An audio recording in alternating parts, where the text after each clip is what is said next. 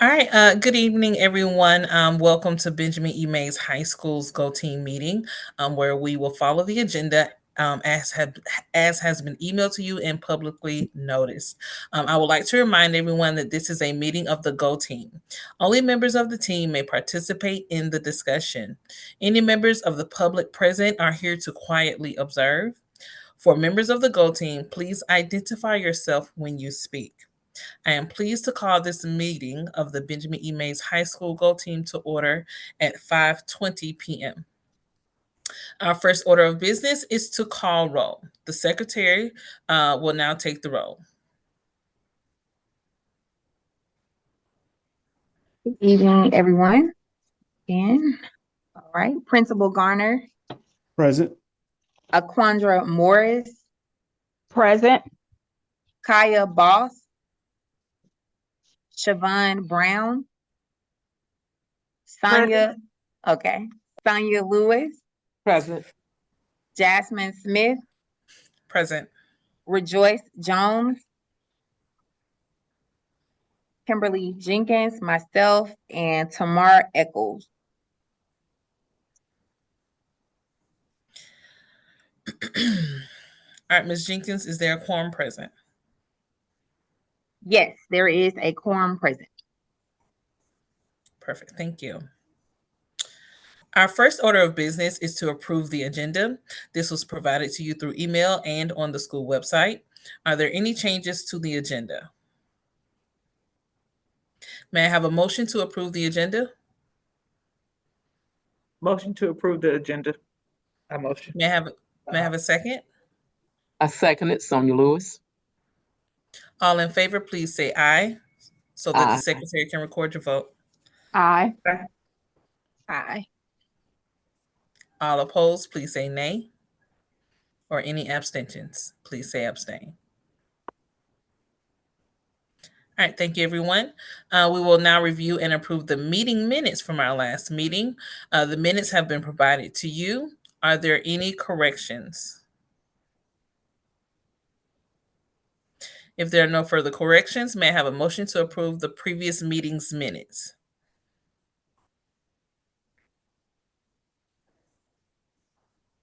Quandra Morris, motion. I motion. I second it, Sonia Lewis.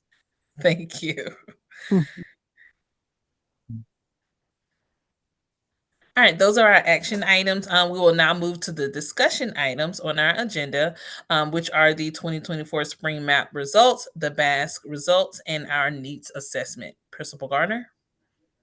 All right. Good evening, everyone. Hopefully everybody is doing well. Week after spring break. Say thank you for everything that you do. All right, let's dive in. So some of the data points, as Ms. Smith just said, we're going to look at our spring map results, which is our universal screener. I do And also, we're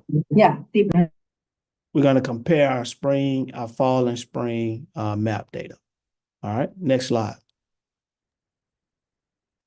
All right, so this is just a breakdown overall of how the district did and Mays for reading. And as you can see, when you look at a couple things, when I'm looking at the data, looking at the amount of exams that we have given, also looking at the amount of students who were proficient and above. And so you can see the district kind of stayed stable from fall of 2020 last year to fall of this year, and the spring is kind of cut off. But you can see how we did. We progressively, had a few more kids in the red during each iteration of the map assessment for reading. So if you see 2024, we had about 33% of our kids as opposed to 28. But if you look down at the green and highest quartile, we didn't have any kids really in the greater than 80% quartile. And we took that number up a little bit after spring. So again, literacy will be one of our strategic initiatives next year. And you can tell that it needs to be just based off of how our kids have been performing in that area. Next slide. Math is pretty much the same. We did see some growth in math. If you look at where we were at the beginning of the year, in the fall of 2023-24, we had 44% of the students in the lowest, less than 21% percentile. And that number decreased by about 3% in the spring. But what I'm most proud about, if you look at the percent of students at the 80th percentile or higher, from the fall to the spring, we only had 5%. That number went up to 13%, right? So, you know, how I look at this is I want to see the red decreasing and the others, you know, growing and showing increase. And if you look at how the district has performed as well, went up a little bit, but pretty much the same. You can see that we are pretty much where we were in the spring as where we were when we started out a year ago, which is, you know, commendable to say the least. And this, again, just looks at ninth grade because they are the only one who took this test. All right. Next slide. So for the Batch 3 universal screener, schools had the option to give that. We gave it in the beginning of the year, and we talked about it earlier on, but we opted not to give it the second round. From the Batch, it gives us our students who are most at risk for counseling, some of those other areas. And so we took that data from first semester and was able to really match those students up with the supports that they needed. So we didn't give it last month. So now we're going to do a needs assessment activity. And it just says during this needs assessment, we will look at the data from Spring Map Administration and identify 2 to 3 potential needs for next school year. This discussion will help leadership as they complete the school's 2024-2025 continuous improvement plan. So let's dive into this assessment a little bit. All right, so here's some of the guiding questions. What does the data tell us? Man, let's answer that. What did the data tell us? Who can tell us what it said? They said that we definitely need to focus on putting in some more literacy interventions and working on school-wide interventions that we can put in to get our students up on that based off the MAP scores that we saw on that. So that's definitely an area, like you said, there was a need already. You already pointed out. Just have to get some interventions and some ideas to increase those scores. Literacy rate is important. Absolutely. Well, in turn, help with math because math also has, you know, those problems, solving questions and things of that nature, and it will help them understand and interpret those questions, those parts better, which will increase the math as well. And a lot of reading in math, right? So we have a school where we become better readers. It'll help across all curriculums. Yep, good. Thank you, Ms. Brown. What else? What else did the data tell us? Anybody else? We also saw that we were able to move some kids in on the math test. So where our red section decreased, our blue increased. So there was movement of some students. I did. Can we go back to the slide with the data? Can I see that really quickly?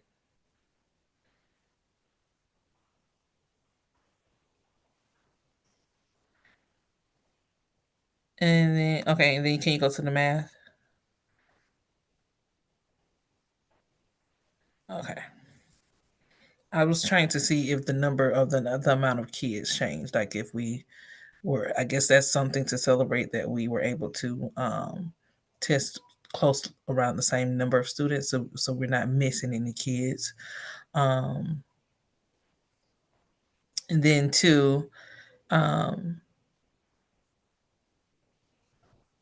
Mr. Gardner, quick question For the district, is there any data where it's just ninth grade, or is it, because I know that this is being compared to all of them, where ours is just strictly ninth grade. So is there, like, that's not really accurate, you know what I'm saying? Right. Since we're comparing one grade level to all of them. Right. Yeah, I think there's a filter in the system that will just give us, apples to apples, where we're just looking at ninth grade. But more so than that, a couple things jump out to me. Click back one, Ms. Kirkpatrick, if you don't mind. Look at the overall percentages in the red in reading. So they're not where we want them to be, but it's, 33% is really high. But even though math showed growth, scroll back over to math now. It's in the 40s, right? So kids are still reading overall a little bit better than we're doing math overall. Even though we're showing a little bit more growth in math, reading is still a little bit better. I think the other thing that really stands out to me too, and it makes me think about, us being on a state list for ATSI special education. So this doesn't pull out, our special education babies in this area too. Because if you think about it, and this is stuff I think about all the time, so I don't expect everybody on the call to, but when I'm looking at this data, I'm thinking about how our kids did, the kids who were not special education, how they did in American literature, and then the kids who were special education, right? Big, huge gap. So special education is an area where we have to really bump it up. So I think our strategy for adding 2 additional special education teachers and making those class sizes a lot smaller is going to bode well for us. I think having Mr. Rivers working directly with Ms. Pugh as the math teacher, a math assistant principal, and her being a math instructional coach is going to bode well for us as strategy as well. And I also think positions like behavior specialists coming in to free our assistant principals up to be more heavily in the classrooms. And then using people like Ms. Smith, Mr. Mason, and a CELT to push into classrooms as well when we're talking about IB and some of the other initiatives that we have. If all of these supports are moving and we're moving like a system, right? If everybody knows clearly what their job is and everybody's doing it and hitting their marks at a high level, we'll see improvement. So I'm really banking on the strategies that we put in place to really show a difference. All right, we got off track. Go back. I know I can get to talking. All right, so what good news is there to celebrate? But like you said, there is growth. So there was growth. It may not be as much as we want to see, but there's growth. So there's always something to celebrate. That's a good thing.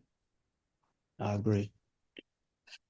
The fact that you already have some interventions put in place for as far as to help us get off the list for the special ed, what do you call it again? I forget. ATSI. Yes, for ATSI, it's good. The 2 teachers, that's very good. And the fact that you have a plan to help the APs so that they can spend more time in the classrooms as opposed to on the hallway. So I think that these are all good things to celebrate, that you already have thought about some things and have some things in the works. Yep. And it worked out for us. We're blessed because we have a strong group of APs. I really know that. And it worked out to where they all have a content. Mr. Rivers is a math teacher. Ms. Morgan is a social studies teacher. Mr. Boston is a science teacher, and Mr. Dallas is an ELA teacher. Ms. Taylor is also a social studies, but she has a special education background. So it's like perfect, right? Like you don't find that because it may be 2 math teachers or maybe, but everybody is a content guru. That's going to bode well for us and our instructional coaches. So our planning, our PLCs, all those things will get better based off of that expertise. What are some growth opportunities?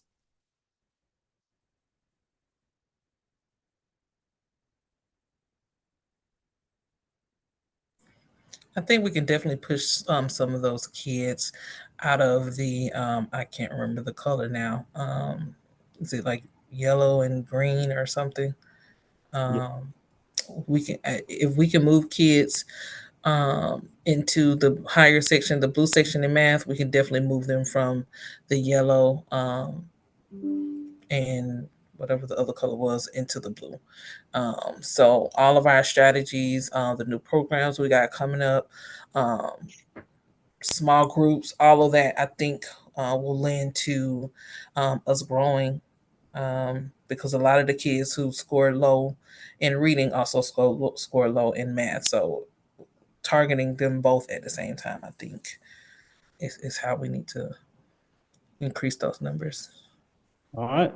And then what trends do we see in the data?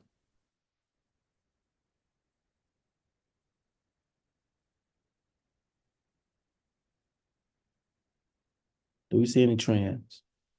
We do see a trend. I don't know if it's a good trend necessarily, but it's one that we can always reframe and make it for our. I'm looking at my phone because I can't remember exactly the data, so trying to go see it. But unfortunately, it's fluctuating. It's not that much of a huge fluctuation. So like we stay kind of stable Mhm. and overall not as much growth as we want to see, but we didn't taint, right?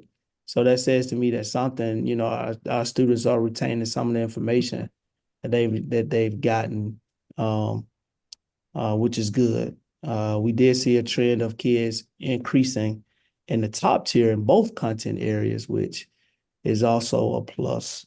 Well, I think the average in that ELA stayed steady. That yellow area, that's very good, and not too much fluctuation in the orange area, so that's good. That you have that potential to push them, so they're not losing too much per se. right. That's good. Right. And what I hope is that everybody sees their role in that. Like we have to draw straight lines. What everybody does, what you do, Ms. Brown, every day helps that, right? Because what you're doing is making our environment conducive for teachers to be able to teach. You're keeping some of that stuff off of them, which allows them to do their job. Ms. Smith, what you're doing, IB, you're helping us become better, more rigorous school, making sure that that the way that we teach, that we're thinking through those processes, right? That's what IB is going to do for us. Of course, what Ms. Jenkins is doing, she's teaching IB students, she's teaching American literature. She's one of our best teachers. The strategy was to put our best teachers in that content area.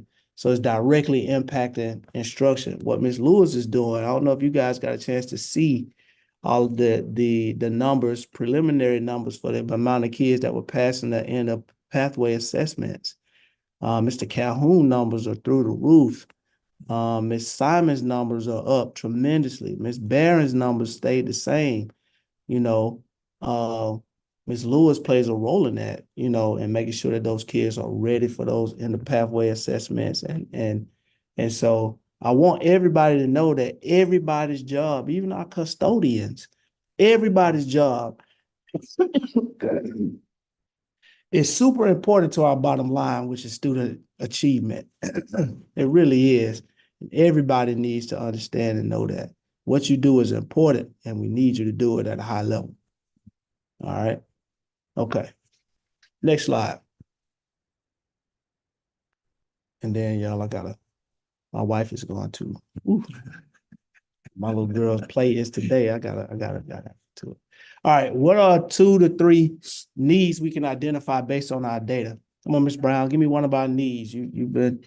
We've already said it pretty much, but give me one of the needs. I think you mapped it out for us pretty much. We need those literacy interventions, which will in turn help us with our math. We also need math interventions as well. Having the behavior specialist on the hall takes the pressure off the APs, not have to deal with discipline so much. They get into the classrooms. Thank you, man. PLCs and make all that come together. If everybody is strong in their lane, as you previously mentioned. So you pretty much already summed it up and have the things in place already. So In addition to the special, the additional special education special teachers that education, bring yeah. on. Mhm. So that's 3. And having the APs over their own discipline, which is pretty cool idea. So they'll have their content doubled because they have a coach and they have the principal that should AP principal that should be able to get back into the classrooms more. Right. And what IB is going to do for us, I've just learned so much, really help with rigor. We can't water down our curriculum. Those kids who are in those IB classes, those DP classes and CP, those classes should be hard. I'm sorry, it should be hard. They should be, I won't say hard, they should be challenging. They should be at the level of rigor that assessment is going to be at. If we really are trying to get kids ready for Georgia Tech and UGA and, you know, Harvard, like we got those caliber kids. I believe that, you know. So they have to do work that aligns to the level of rigor for where they want to go. Right. So we got to make sure that we don't water it down. And not just for college, because the point is for them to be critical thinkers, which applies to careers as well. So them being able to think through problems and find solutions, multi-step problems, is what we want. Which all aligns with SEL. So big fan of SEL and restorative practices and things. I really wish that there was more time that Miss Smith could sit with Miss White and just go ahead, because a lot of those competencies that we're talking about that directly align, like the critical thinker or what have you, directly align with some of the same competencies of SEL, and then underscore that same competencies or same ideas that we want to back up with these restorative practices. So we don't have to spend so much time making everything separate. I feel like if we bring things together, it'll be easier on our teachers to digest it. So, you know, teachers do panic, because I was a teacher for 20 years. We panic when we see something else. Oh, it's something else. Right. Let's bring them together because they coincide. It's so easy. And then it will be one thing that we're all focusing on per month or whatever, as opposed to SEL got this, they got this, right. this, and just a cohesive is what I would really like to see. I just hope that we have time at some point to because Ms. Smith and I brought that to attention earlier, to get together. I would love to see that. So here it is right here. Listen, you're right? IB shouldn't be separate from exit tickets, from SEL. So we did an activity in Chicago where they were saying, check this out, what does IB look like? They were like, name different areas that kids are in a school. Somebody said cafeteria. Somebody said the gym. Somebody said the hallway. Somebody said the classroom. All right. What do the approaches to learning look like in these areas? What does approaches to learning, the IB profiles look like in the cafeteria? What does a thinker look like in the cafeteria? And what does that sound like to you? Which goes further, and we can put all this together with PBIS. That's what it is, right? So can we at some point, and I don't know how it's to happen because that's a lot of pre-planning, but PBIS can be under or inside of MTSS and inside of Whole Child, inside of SEL, and inside of IB. All those characteristics. Right. So IB is going to be our thing. And remember, I've changed everybody's days to come back early. That's the work in the summer. That's not what's on mine. Sorry. Your contract? They will adjust it. Yep. And I'll get with Ms. Brown to get that work started. So that's my vision for Mr. Garner. Got you. I want us to all fit. Which means I got to get you to IB training. So I don't mind doing anything. I just want my students to be successful. So it doesn't matter what it is. What they were saying was, if everybody isn't trained, which means people got to invest, right? It's a big investment. So you get all these people trained, and then I know you're going to get promoted and then people leave. But it's like, no, seriously. Because they were like, are your counselors trained? I didn't think about that. But how can a counselor rightfully schedule a kid, if they don't know about IB, they haven't been trained. They're just doing whatever. They haven't been trained on what the tenets are. So they can't counsel a kid or talk to a parent about International Baccalaureate because they never been trained. So all of our coaches are going to training next month, and I'm gonna work my way around to getting as many people trained every year. So if we're really gonna become an IB school, if we really gonna become an IB school, that's what it's gonna take.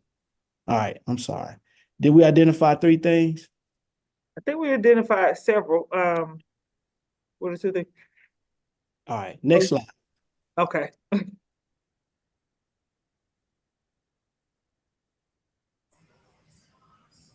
Information All right, item. well, Go you ahead. go ahead.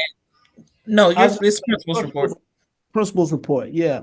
I just want to tell everybody about some of the great things that's been happening at our school, guys. I mean, it's been a lot of great things, from the summits that took place to the job fair this past weekend. They literally had over 3,000 people at Mays High School this past weekend in collaboration with the Atlanta airport. They gave out over 2,000 jobs. I'm still waiting for their numbers, the exact numbers. But that just lets you know how many people need work, right? 3,000 people at Mays High School this past weekend. Our school was able to handle it. It was a push for our people in the parking lots, but we got through it and we serviced our community. To this week, we have Dr. Kevin James from Morris Brown coming out to talk about acceptance for all of our high school seniors who have at least a 2.0 GPA being accepted into Morris Brown. So that's other big news. We got a call that Miss Pinky Cole, who owns Slutty Vegan, is donating $10,500 to our senior class for prom. That's going to happen next Monday. To Georgia Tech and our students presenting their culminating activities. That's not the right term, but yeah, it's the culminating activities that they've done through those CTAE courses. So, we partner with Georgia Tech through the Google Hub, and they come out and they teach, our classes and teach our students. So they have these capstone, that's the word, capstone projects. So students will be presenting their capstone projects next week. We have our branding has officially started. You'll see some more IB branding things going up, new murals going up, our top 10 students' photos and pictures going up. You'll see a lot more murals and painting around the school. We're going to have all of our quotes from Dr. Benjamin E. Mays are going to be redone and funded through Mr. Caesar Mitchell.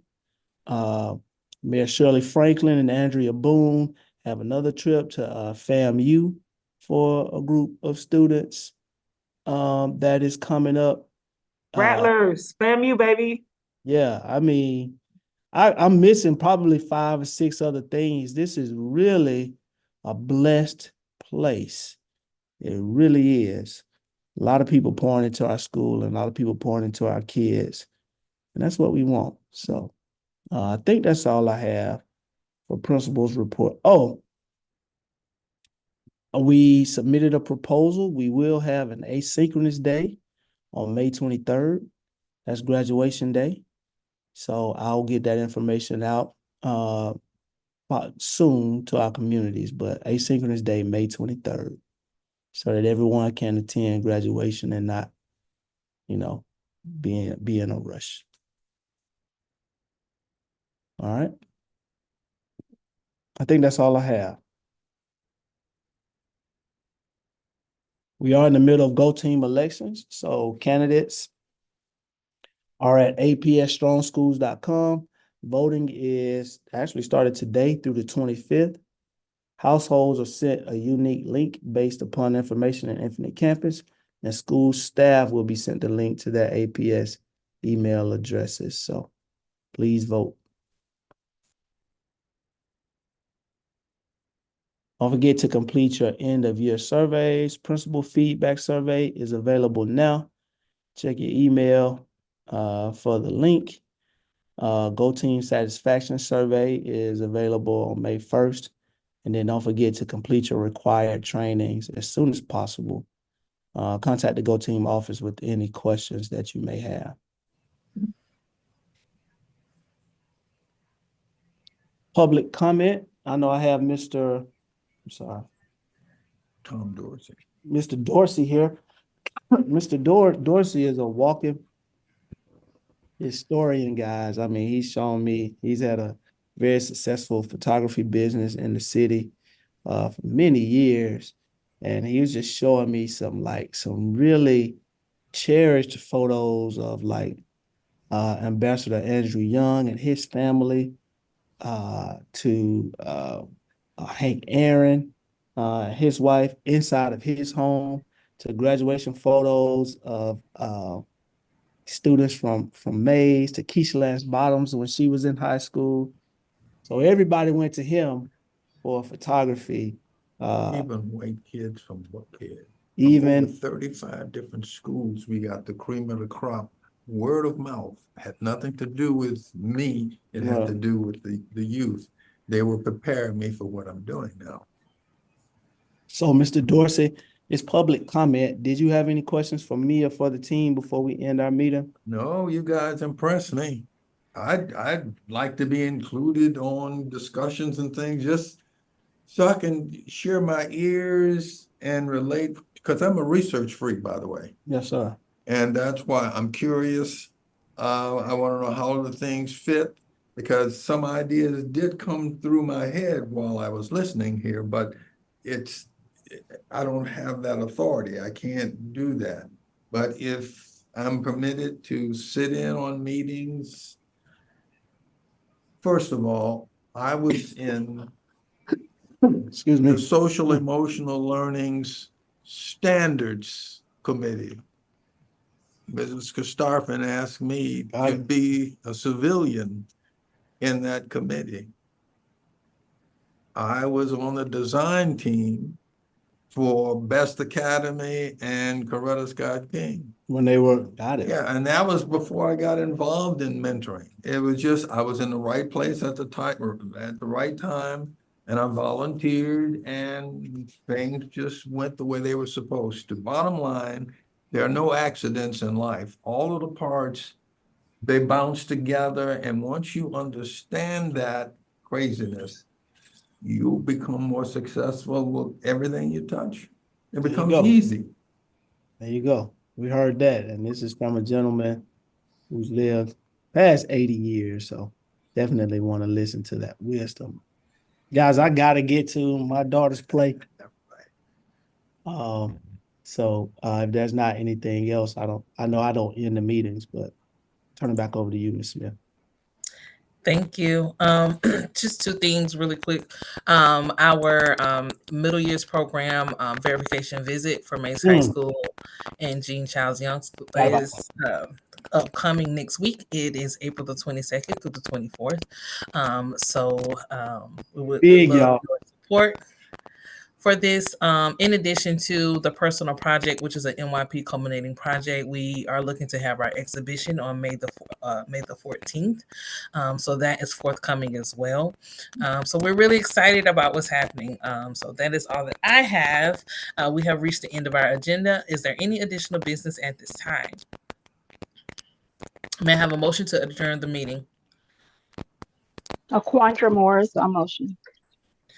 A second? Sonia Lewis, I second it. All in favor, please raise your hand. And all of the stuff that I was saying, the IB certification authorization is the most important thing. So thank you for bringing that up, Ms. Smith. That's the most important. All right. Absolutely. We'll be authorized less than 30 days, I believe it. I believe it. So thank you, everybody. Our meeting is adjourned. Have a great evening. Have a great evening, everybody. Thank you too. All right, thank you.